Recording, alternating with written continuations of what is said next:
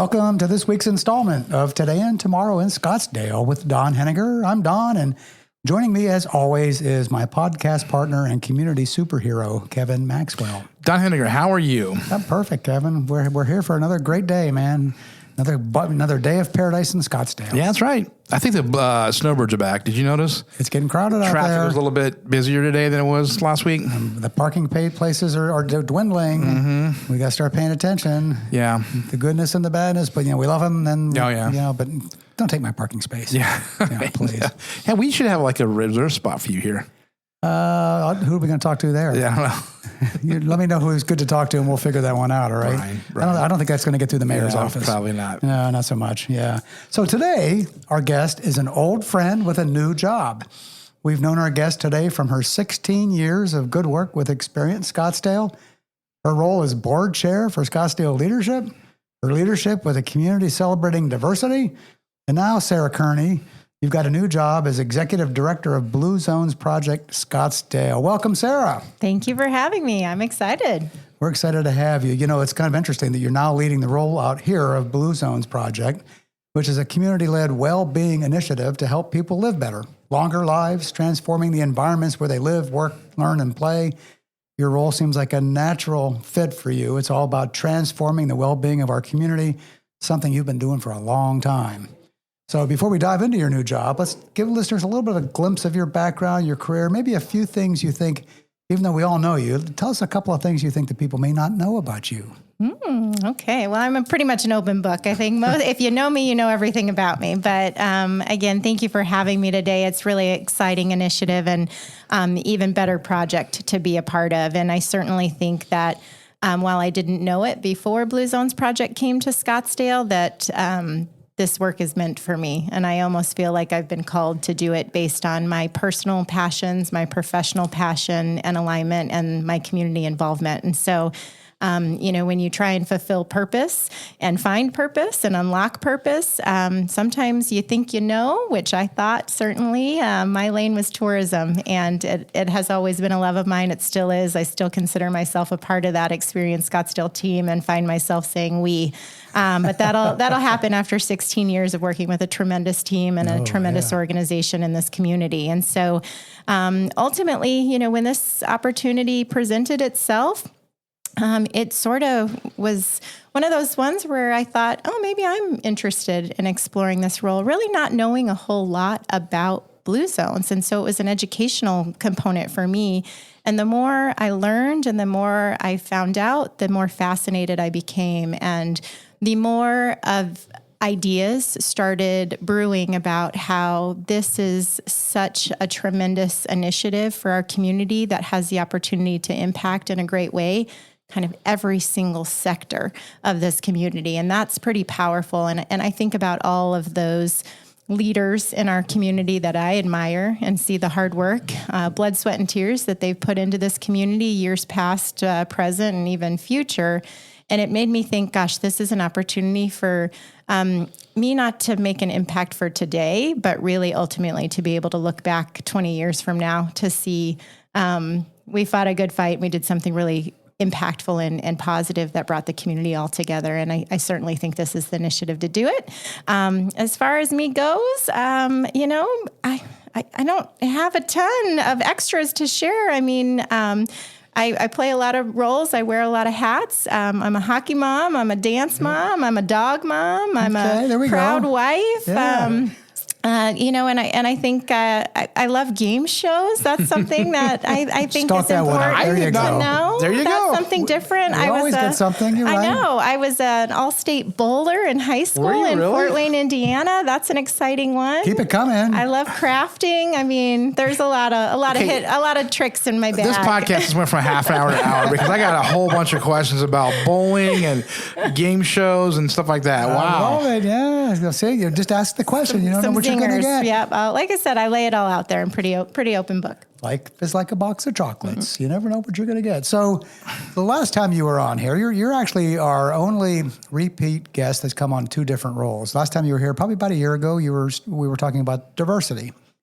And you had no idea this was coming at that point, did you? I didn't, and again, I think this work actually, when we talk about kind of the North Star of Blue Zone's mission overall is to see a time where well-being is accessible to everyone.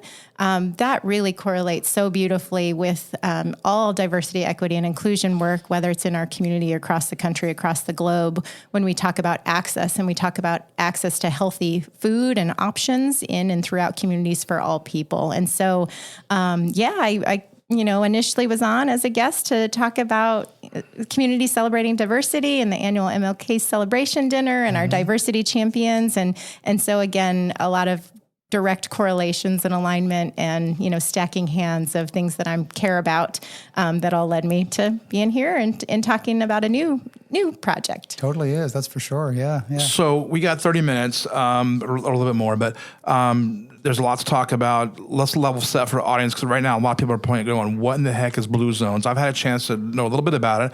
I think it's tremendously exciting, but Blue Zones is not where you can score the hocky puck, right? It's not what we're talking about, No right? offsides. Right. Yeah. But no, and honestly too, and I'm going to put the plug in right out of the gates too, because if it's something new and if people haven't yet seen the Netflix series that just started streaming at the end of August, beginning of September, which is Live to 100 Secrets of the Blue Zones, it really provides the context of how we got to where we are today and what we're going to do moving forward. So it's a 4-part docuseries traveling around the globe with our founder, Dan Buettner, who is a National Geographic researcher and explorer. He's a New York Times bestselling author. And what he identified with his research teams and really understood was in those original blue zones across the globe, which are identified as 5 of them as our original blue zones, is that they all had 9 kind of lifestyle principles and denominators that were enabling them to live longer and better, free of chronic disease. So it had the highest concentration of centenarians. So people living to 100, and they weren't trying to live to 100. So what were their secrets, right? What were they doing that their natural environment, their built environment, the choices that they had in and around them every day within sort of where they live and where they work and where they play made the healthy choice the easy choice to provide really positive, healthy outcomes.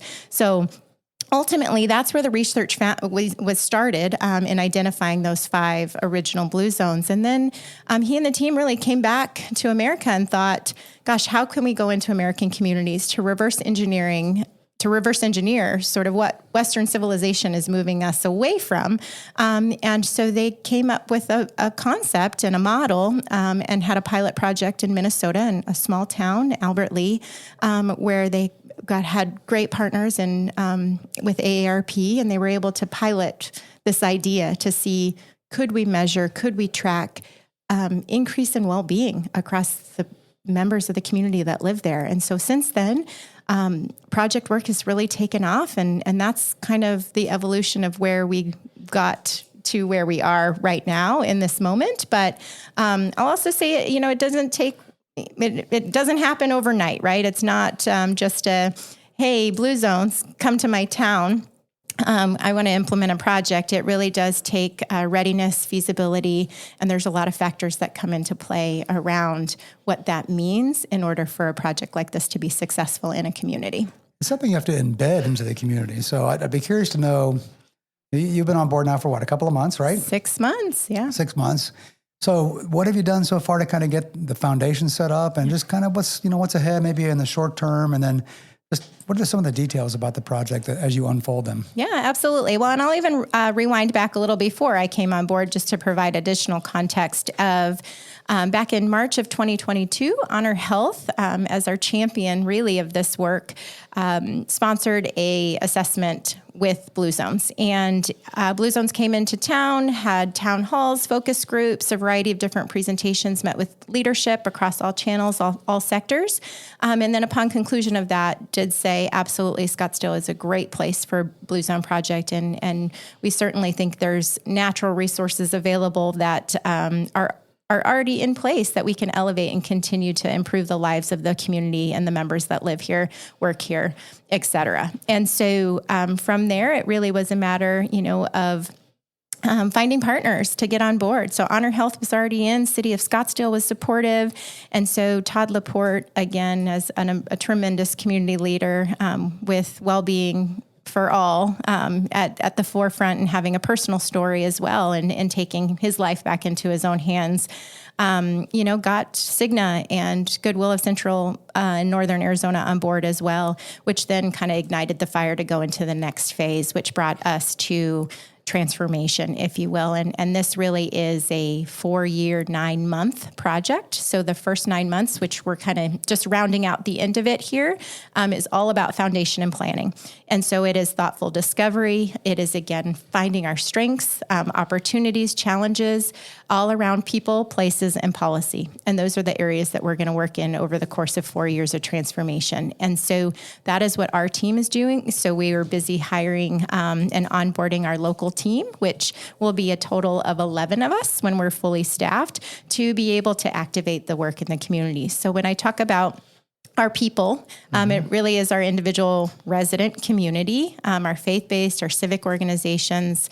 And then when we talk about our places, this is within our life radius, where we spend the most time outside of our home. That's within national averages, say it's about 20 miles. In Scottsdale, I would say our life radius, or our bubbles, are much smaller than a 20-mile radius.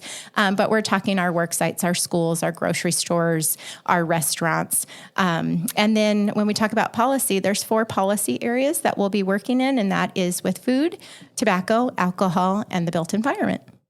Yeah, I think it's interesting because this is knowing a little bit about it. This is a multifaceted approach to wellness, right? This is not just about eat better and exercise like you should always be doing anyway. This is about, combating depression and loneliness and community and things like other things that help you have a more holistic and better life. Right. And that's one of the things, there's a lot of research behind this work. And really ultimately, you're only 20% of your longevity relates to your genetics. The other 80% really is around your lifestyle and your behavior. So eating is part of that. But when you look at the big picture, it's only really a quarter of it. So there are other things, again, that were identified in those original blue zones, is the people living there were moving naturally. They were just naturally inclined to get up and move around about every 20 minutes throughout the day. And so depending on what that place was, it looked and felt a little differently, but it wasn't about rigorous workouts or diets, pumping iron, running marathons. It was simply just getting out and taking a walk, or standing up and sitting down. You look at Okinawa as an example of an original blue zone. Many of them throughout the day are sitting on the floor. And so even going from a sitting on the floor position to a standing position, the number of times that you do that in a day equates to a significant number of squats, right? If we think about it in that way.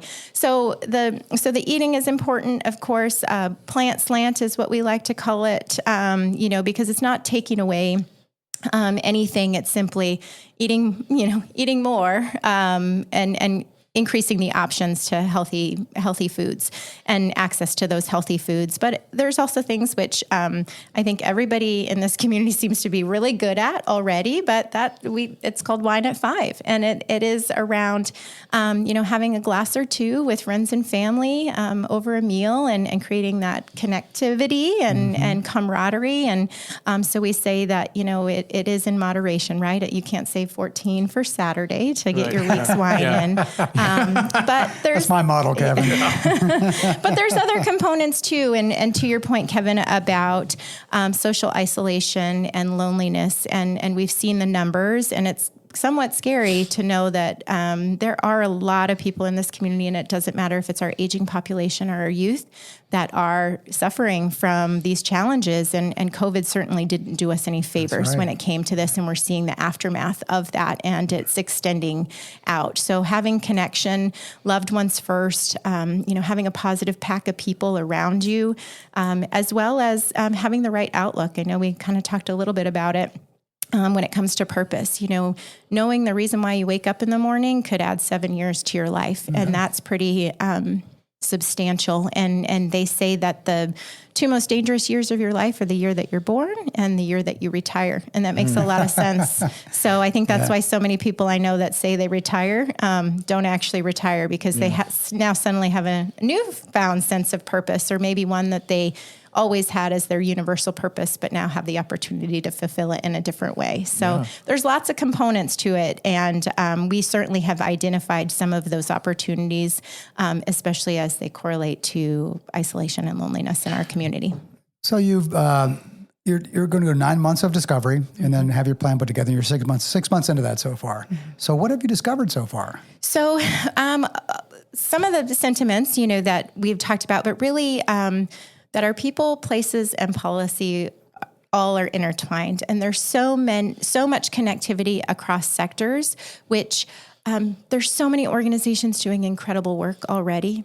And I think that they don't necessarily know that others are doing the work, or there are amazing social gathering places and spaces and places that, again, the city has done such an excellent job in creating for our community. But if the community doesn't know that it's there or that it's not being programmed, then it's not going to be utilized in the way that it was designed and created. So there are so many great findings in terms of opportunities of connecting all of the dots. Again, we could sit with City of Scottsdale Senior Services and they're telling us some of the challenges that they're facing, but we could also sit with teams at SUSD and they're telling us some of the challenges they're facing, and they're the exact same challenges. And so I think that's really interesting as we think about cross-generational opportunities for connectivity and utilizing the Blue Zones model nationally to incorporate and customize it for Scottsdale specifically. Again, so many wonderful outdoor spaces, and we are so fortunate that we've got places like the McDowell-Sonoran Conservancy and the preserve, as well as, the Indian Wash Greenbelt. Think about how much work that took to get those places, to be what they are today. And we are all fortunate to be able to appreciate and enjoy those spaces and places. And what can we do to continue to encourage utilization of those spaces, as well as increase additional spaces that people can get out and move together and naturally. So we're in the process now of kind of drafting our blueprint, if we will, I know fitting, but that it's called a blueprint, but it really is a strategic plan, action plan of how we're going to move the needle. And there will be a variety of metrics that we're able to then see. Are we improving the well-being of our community and our workplaces and our employees and our children and our aging population and everything in between? And so we are able to utilize Gallup well-being metrics as a survey indicator to then set a baseline, which we did this summer. And so we've got some good findings from that. And then to go back each year annually and assess and see what metrics are increasing and what areas are increasing from a well-being standpoint. And there's a lot to unpack when it comes to well-being. So education's got to be a big part of this. So, I mean, it's going to be one of your big strategic objectives, I would think. Is it educating people on what you're finding, right? Yep, absolutely. And that's the biggest, when we look at, in order to make a sustainable, long-standing impact, right, we've got to reach critical mass in a variety of different areas. So when we identify the spaces, the places that we're going to be working with, so whether it's our work sites, our schools, our restaurants, and our grocery stores, we have to look to a goal of getting to a certain percentage of those places that are on board and say, we want to see your menu of best practices. We want to implement Blue Zones, initiatives into our organizations so that, again, it's for our community to benefit from. And it's easy to identify what that healthy choice is or a healthy option. So then they take it home into their families and throughout their networks. And we know a lot of people are coming in and out of Scottsdale, right? And so there's a tremendous ripple effect that Scottsdale has the ability to impact beyond the zip codes that we're working in, which are the 9 Scottsdale proper zip codes is our scope of work. And so it is, when we talk about the individual, population of Scottsdale, adult population 15 and older, that's roughly 37,000 people, give or take, that we are trying to engage in Blue Zones project. Again, with the intent that now these changes, permanent, semi-permanent throughout the community, are at the end of 4 years, not just we go back to the way we were, but we continue on moving forward, living this way. And it's simple, and we don't have to think about those choices. So after 4 years, the project is done, but hopefully what you're building is going to be sustainable beyond that, right? That's exactly the model. And it's my even understanding as we continue to learn and listen from community members from present to past, many years past, is that there have been initiatives, right? And well-being and has always been important to Scottsdale, and quality of life has always been important to Scottsdale. And so there are some programs that, we've heard started out and then they kind of fizzled away. And why was that? And so that's where I genuinely believe that Blue Zones Project is that sustainable model for us to be able to reach what it's Blue Zones. We would become a Blue Zone certified community, which again, I think even from beyond the impact of our residents and our community at large here already, it certainly is fantastic when we look at communities that have higher well-being, that then also have greater, productivity in the workplace and just be apt and then want to age in place and live here for a long time and be a permanent, part of this community. And I think that says a lot about Scottsdale, because there already is that place of pride and that sense of pride in our community, as there should be.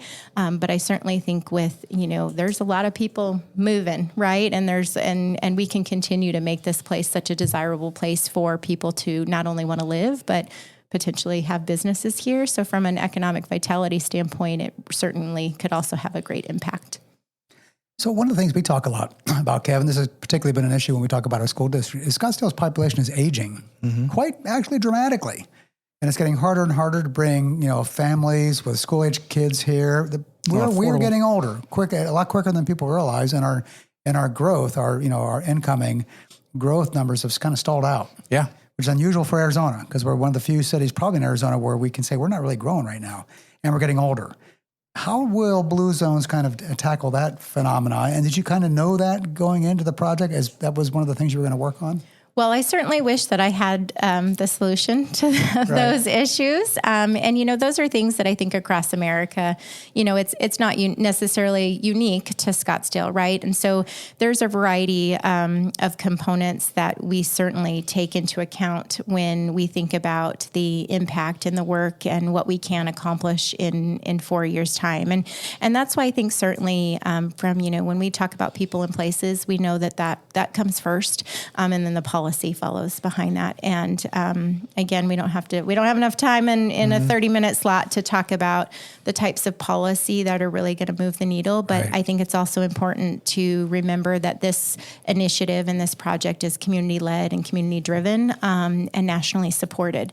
And so that, that puts a different lens on it, that it really does put the power of change into this community's hands to make the differences for what the future looks like for this community. Kevin, we're going to have her back on, talk about policy, right? I know. Well, we are going to have her back on. I'll bring our year. policy lead. Lisa Collins is going to join next time for our policy conversation, because she is the expert. Yeah. This is really cool. I'm so fascinated with this loneliness thing. I keep going back and forth.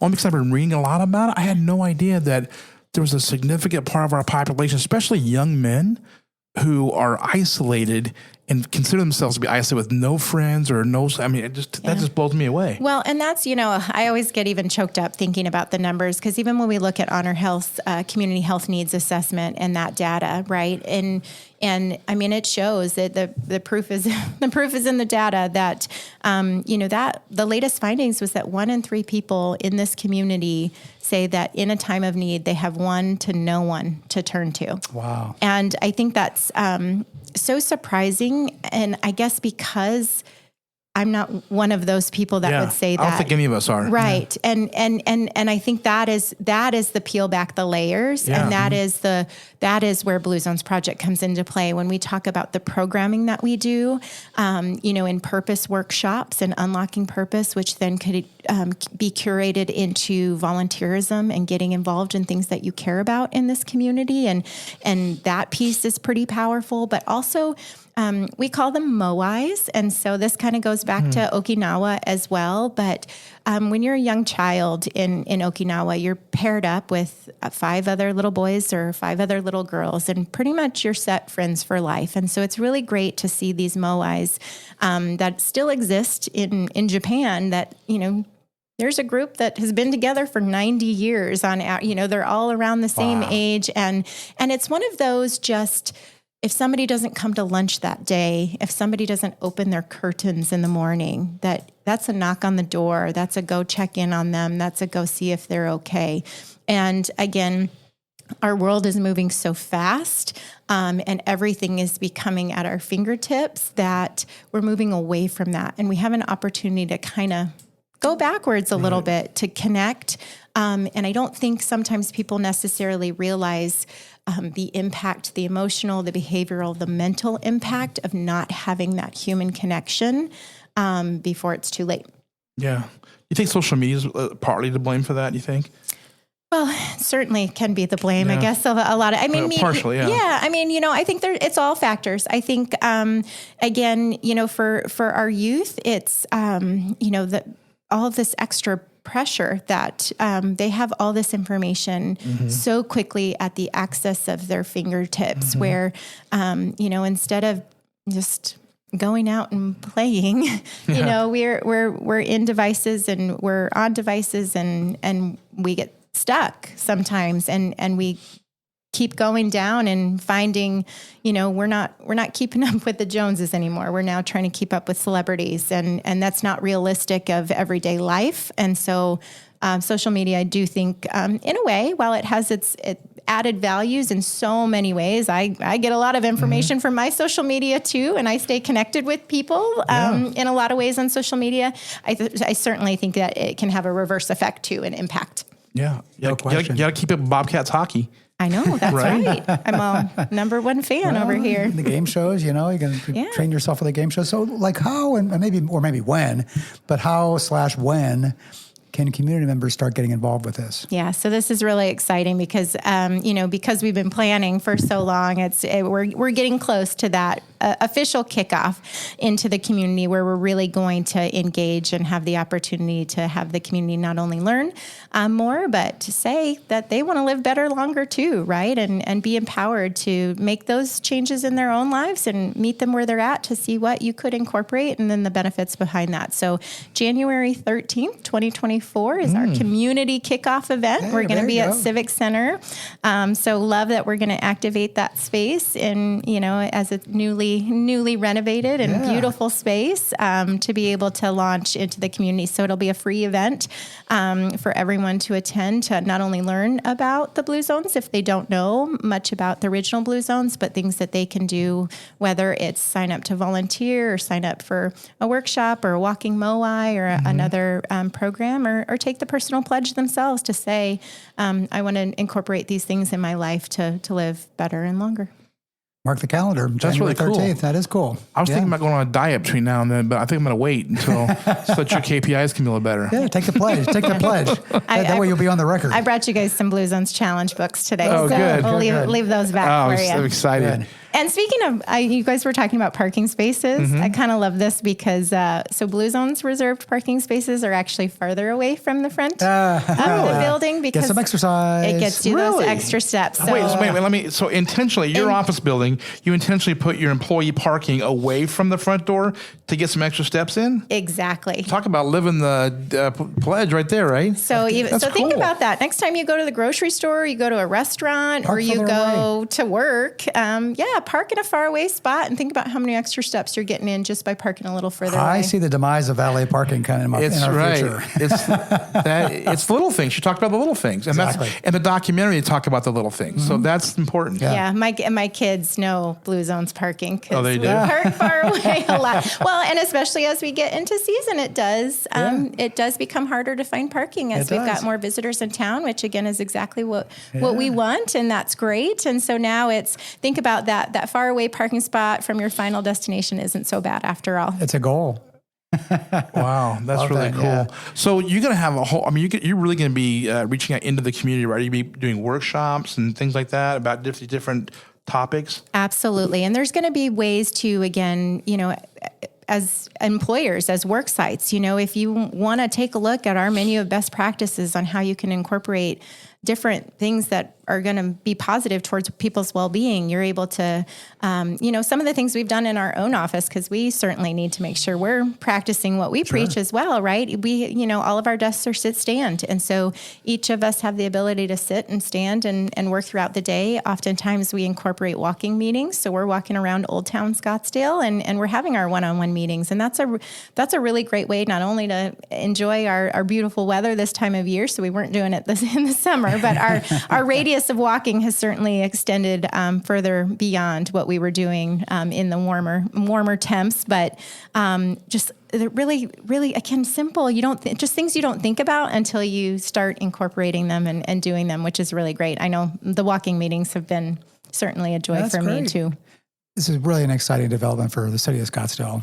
Did I hear also that you're going to be, Blue Zones is going to look at another city in the valley? Did I hear that too? Were they at one point doing that? So, the Netflix series certainly has garnered a lot of interest from a variety of communities across. So we are the first community in the state of Arizona to embark in a Blue Zones project. And so, again, my hope is certainly that when our project work is complete and we see great signs of success and measurable impact for our community, that we are just the first of many to follow. Great. That makes sense. Yeah. What a good partnership. This really is the perfect community for this thing, right? Yeah, I think so. I mean, we have a history of wellness. We have a history of being outdoors and doing things like that. I just can't think of a better host community than Scottsdale. It's perfect, yeah. And I think with that said too, right, just as we anticipated when we got our Gallup Wellbeing survey results back as our baseline, we expected Scottsdale to be higher than the national average. But at the same time, the national average isn't great. When we look at if the national average is a D and Scottsdale's a C, that certainly means there's still room for improvement. And I think that is one of the most important things to take away is that,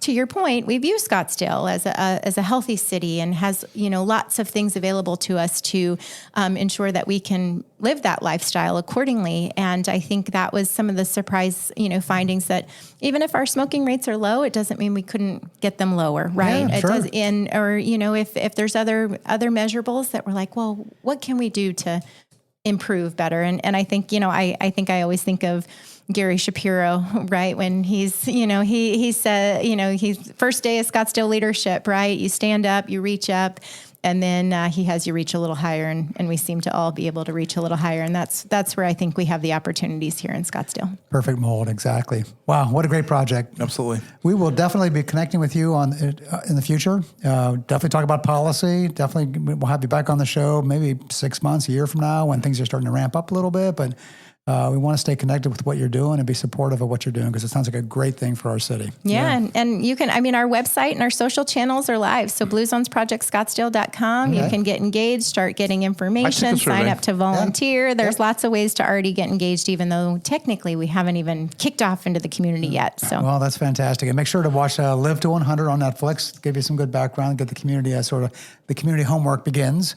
And then let's look for ways to support you down the road. But it's fantastic stuff. Yeah. Sarah, thank you so much for being with us today, for continuing to be such a good community leader, now overseeing Blue Zones, and you're going to have a lot of partners helping you behind the scenes. So count us as supporters of what you're doing, and we love to stay in touch with all that's happening and all that you're going to bring to our city. Thank you so much. We appreciate all the support because that's what it takes. Exactly. And thanks to all of you for listening today. We look forward to being back with you again for our next edition of Today and Tomorrow in Scottsdale.